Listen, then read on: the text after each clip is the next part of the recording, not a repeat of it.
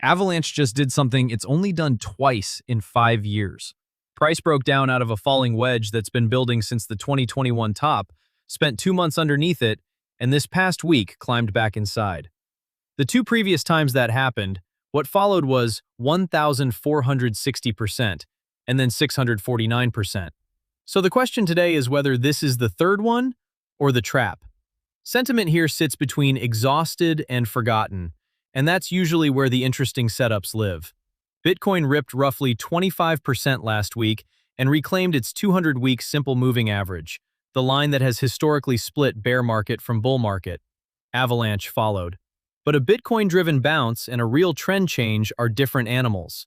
Before the chart, there's something on the fundamental side that almost everyone covering this token has misread. Ava Labs just made Charlie Cooper president, moved John Wu to senior advisor, and made Lydia permanent chief financial officer. That's the org chart a company builds ahead of a capital event. Delphi reports real-world asset value on Avalanche has more than tripled since October.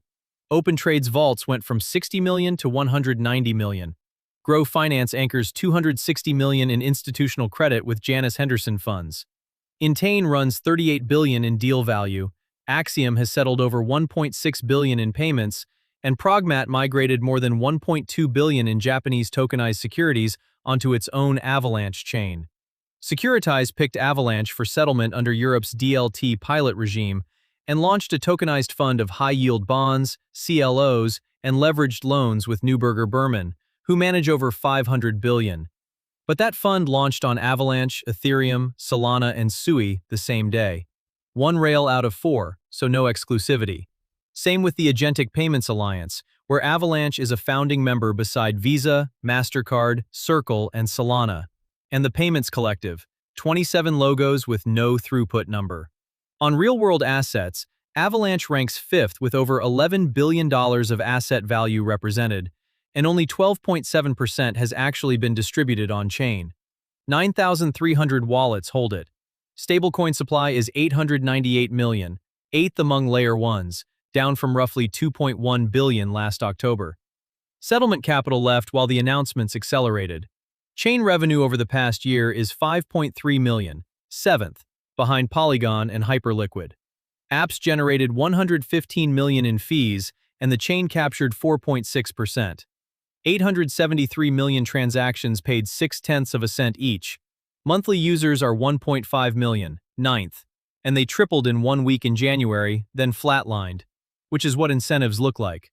Value locked is 3.4 billion, fifth, and exchange volume ranks fourth at 69 billion on a decaying trend.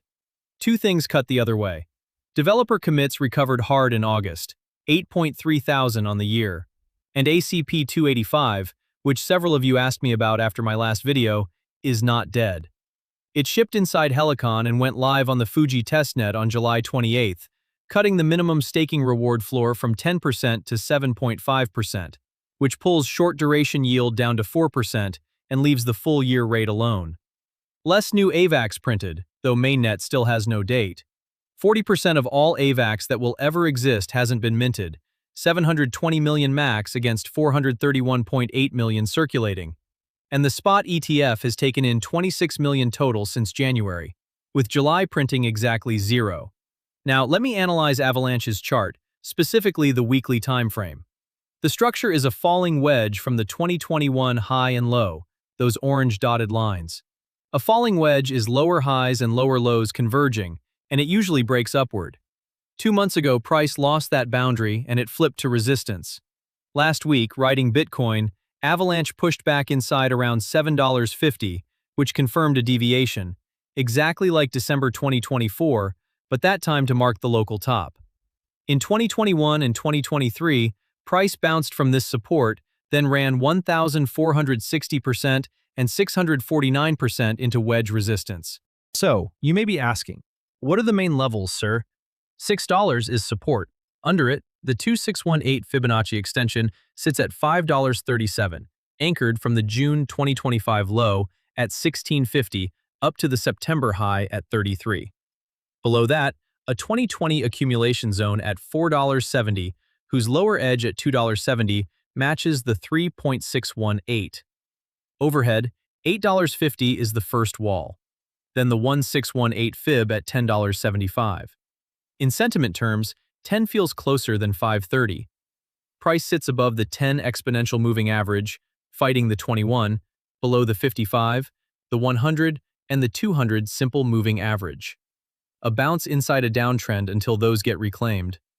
The Heikin-Ashi Relative Strength Index underneath printed the most oversold reading in Avalanche's history 2 months ago, and it's bouncing off its own falling wedge support for the third time.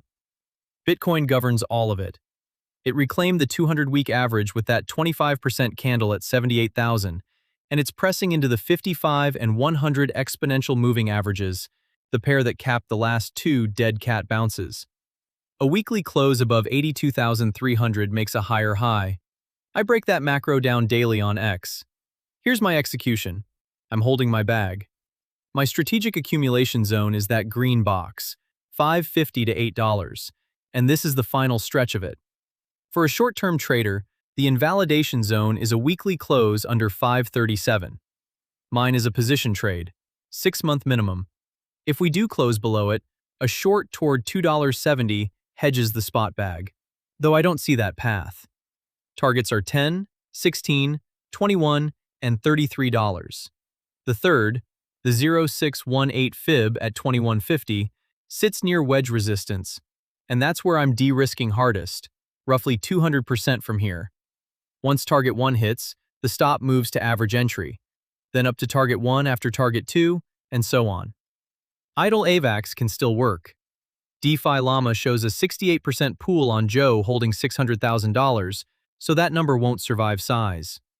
Benki's staked AVAX pays about 3.9% on 172 million, and that's the realistic base.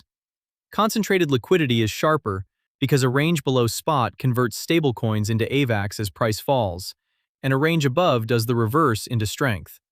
Best case, Bitcoin closes above 82,300, Avalanche runs the wedge, Helicon reaches mainnet, and stablecoin supply climbs back through 1.5 billion. Worst case, Bitcoin gets rejected at the 55-week average again, Avalanche retests 537, and I fill the lower half of my zone. Watch the Avalanche Summit in New York on September 16th and 17th with Emin Gun Sirer, Bitwise, and Aave on stage, because summits are where announcements get timed. What kills my thesis is stablecoin supply making new lows, while the press releases keep coming. The fundamentals are a real build-out with a hole in the middle of it. The chart just reclaimed a 5-year structure from the most oversold reading in its history, and my job is accumulation, with a defined line where I'm wrong. The best positions I've held were boring for a long time before they paid. If this helped you, hit like and subscribe. If you want the execution instead of the summary, that's the Pro Capital Vault, my private Discord, accessed through YouTube membership. Real-time portfolio tracking, the exact zones I'm working, weekly live strategy calls, prep reports, and direct access to me. Use the join button below, the link in the pinned comment, or scan the QR code on screen. Then sync your YouTube account to Discord, and the channels unlock automatically. One question for the comments. If Avalanche taps $10, are you de-risking there or holding for 21? Then go watch my last Avalanche video. It'll show you exactly what changed. None of this is financial advice. It's my analysis and my positioning.